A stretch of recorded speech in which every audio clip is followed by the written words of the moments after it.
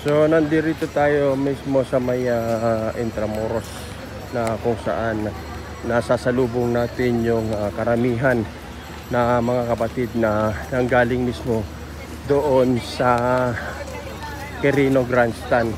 Hello. Ito po. Gano. So tayo ay papunta pa lamang doon at alamin natin kung marami pa nga bang mga kapatid na naroon.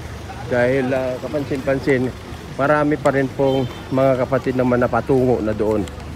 So yun, tingnan natin guys ha. Yan.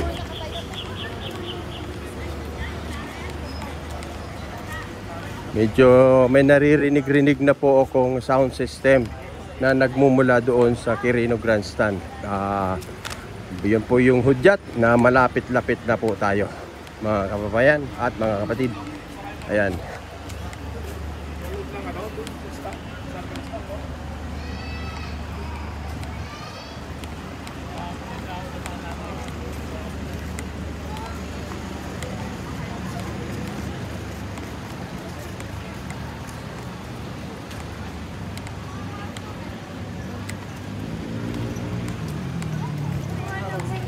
Hello.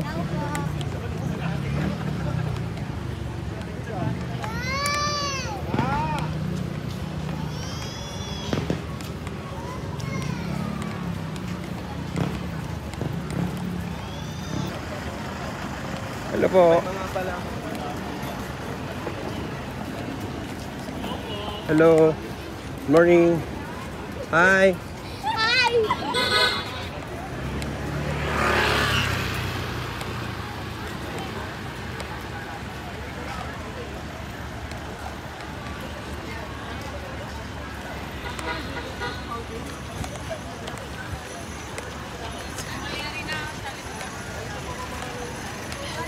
Bumaha ng tao dito guys.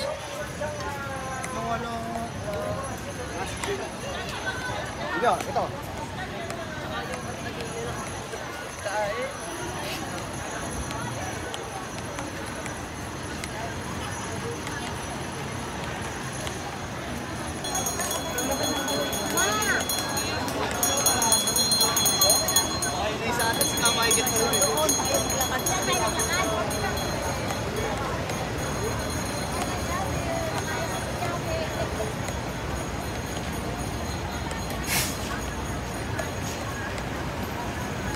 Yan ang bugso ng tao guys.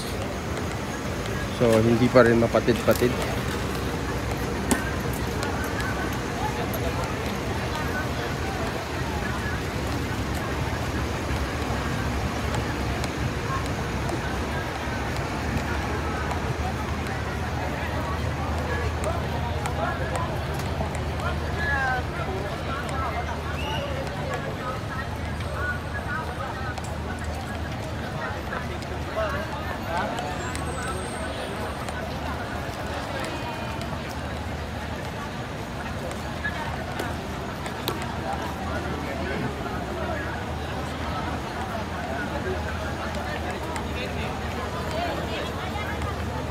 Dito ay halos mapuno na.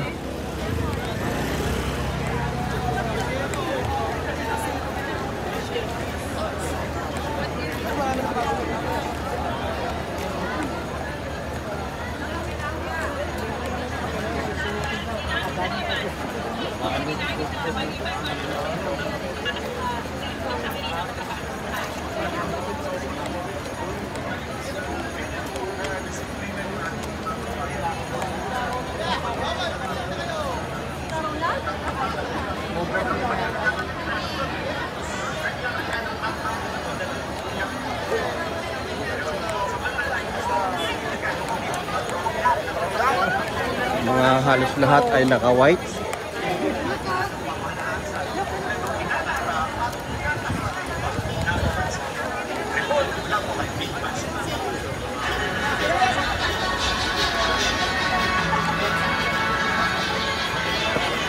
Gusto natin umunlad ang Pilipinas.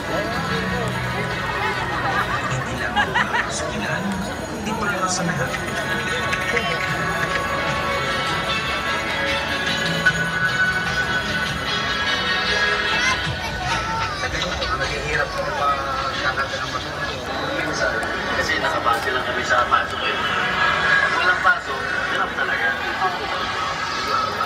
Sinatsaga na lang hanggang lalabas kami ng madaling araw. Nagarahe kami ng alas 11 sa gabi. Ganun na lang yung kahit pa paano magpunuan ko. So, dito na po bumaha ng tao.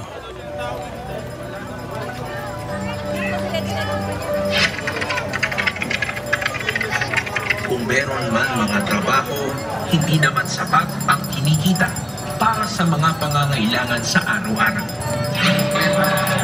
Wala na. May isang libo dati lahat ko parang isang daan lang. Oo, dati, bit-bit mo, malaking ba? Pag pumunta ka ng grocery. Ngayon, supot na lang na maliit. Ay, pagkaan na yung presyo ng mga gamot ngayon? Presyo ng mga bilihin natin na pagmatusan. Halos triplato ng presyo. Kaya, para tayong magawang sa Pilipin, kundi magtiis. Nahihirapan ng marami na magkaroon ng trabaho dahil sa kawalan ng maayos na edukasyon. Kulang ang mga guro, kulang ang mga silid-aralan, kulang ang basic amenities sa mga paaralan, kulang ng teaching materials, kulang ng computer, at wala o mahinang internet access. We'd like to have a single sheet that is the students with a basic class and what happens in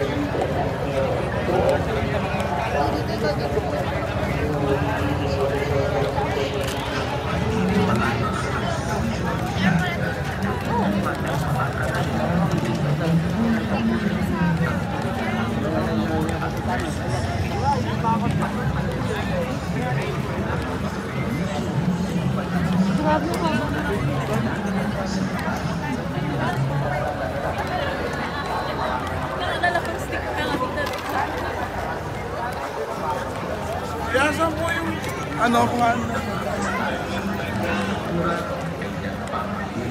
Sa buhay ng mga Pilipino. Parang dumaandar yung ano dito. Ang transportasyon. Sa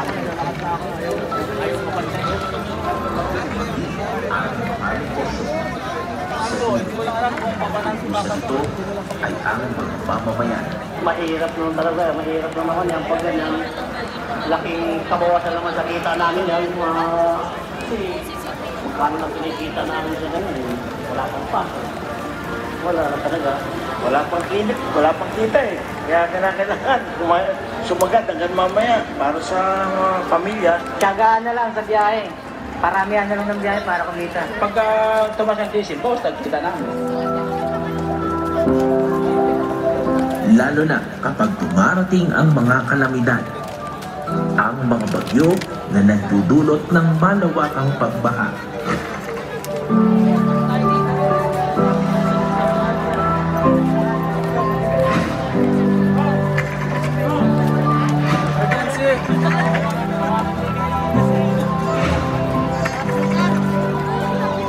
Dahil sa kahirapang dulot ng mga problemang ito, marami tuloy ang nahuhulog sa paggawa ng krimen o nahuhulog sa bisyo.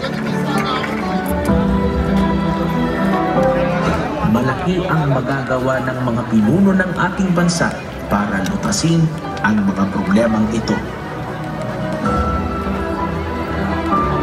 Pero kung uunahin nila ang pangayan sa politika, pansariling paghihiganti o kapakanan, walang mangyayari sa ating bansa. Habang inaaksaya nila ang panahon, patuloy na nagdurusa ang maraming Pilipino. Tinginan ang pangayan, asikasuhin ang puno.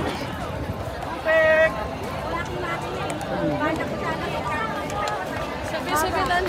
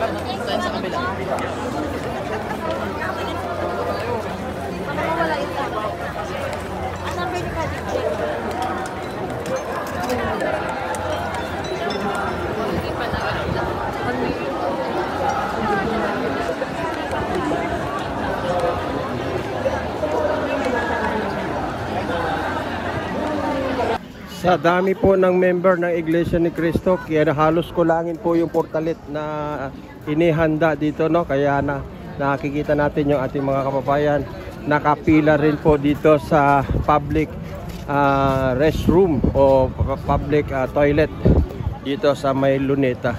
Yan po, oh. So mahaba-haba po ang pila na ito. Yan.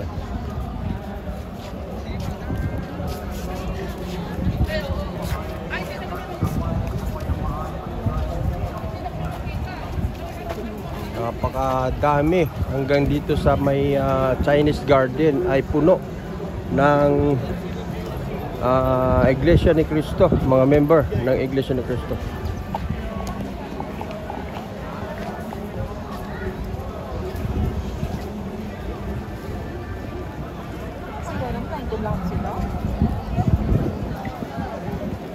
Saan po kayo banda? Corner po, gitna.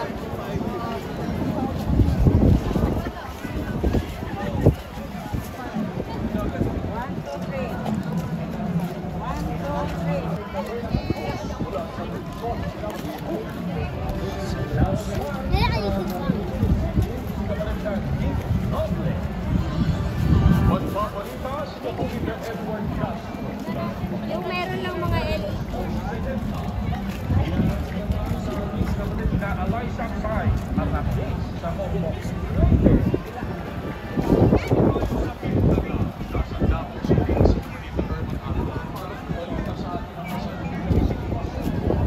Dami guys, halos dito sila lahat nakapahinga. Hi guys. Hello.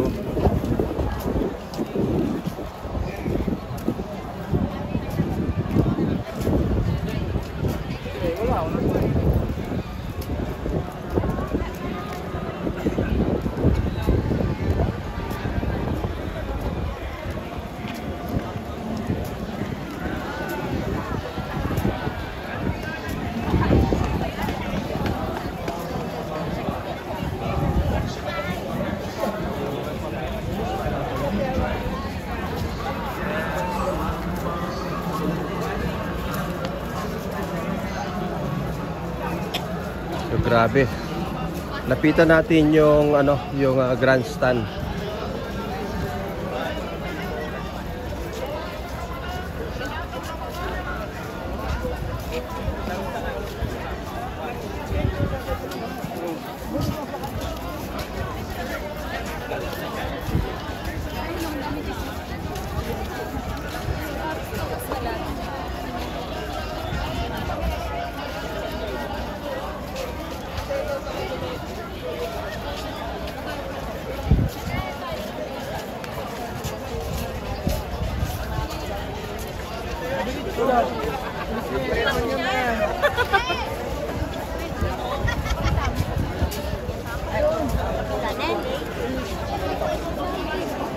Malapit tayo sa bukaan. Ang hindi lang maganda guys, umaambon.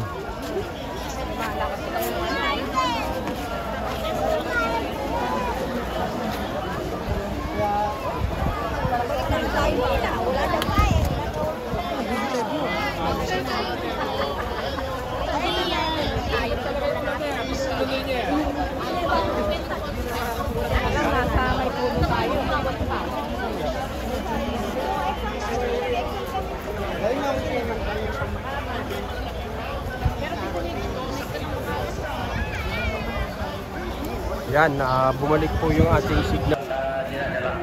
Para po, pagkalas po nila dito sa Luneta ay ma-maintain din ang kalinisan.